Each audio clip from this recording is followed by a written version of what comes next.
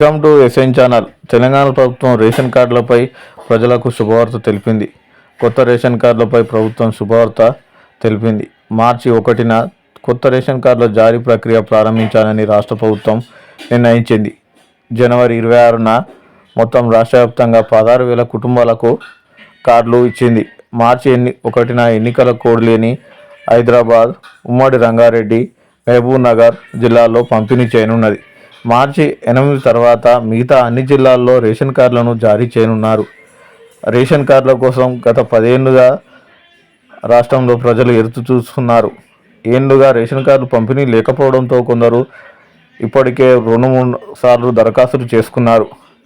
అధికారులు కులగణన సర్వే ప్రామాణికంగా రేషన్ కార్డుల జారీకి తీసుకున్నారు.